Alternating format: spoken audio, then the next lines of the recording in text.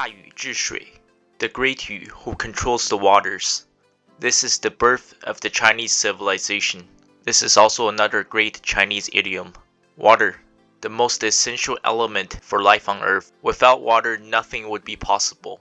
All megacities around the world are surrounded by massive bodies of water. So, the two arteries flowing through China, they both originate high up in the Himalayas, through the Tibetan plateaus, into China's industrial heartland. In the north, it's Huangjiang, or the Yellow River, and flowing through southern China is the Yangtze River, or more commonly known today as Changjiang, the Long River. This is the third longest river in the world, stretching for over 6,300 kilometers, or roughly 4,000 miles. The first ancient settlers in China all settled around these two rivers, but there was a major issue thousands of years ago. Flooding was constant, life was miserable. Growing crops consistently was almost impossible. Population was always on the decline because they could not sustain themselves. And now comes the Dà Yǔ. He's here to save the day and save the civilization. He is said to be a very hardworking and humble man with high intelligence. He spent a decade trying to build dams and dikes to try to control the flooding. Unfortunately, nothing worked at first. He worked tirelessly day and night along with the ancient Chinese peasants, even sleeping alongside with them at nighttime. Eventually, his efforts would bear fruition. He would develop a system of ancient irrigation canals that's able to control the flow of the river. Ancient civilization can now finally thrive under him. And finally, we have the birth of the very first dynasty, the Xia Dynasty. So Xia actually means summer in China.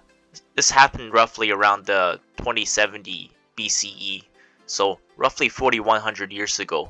No more constant flooding. Civilization flourished in ancient China, and the Xia Dynasty began to grow and expand.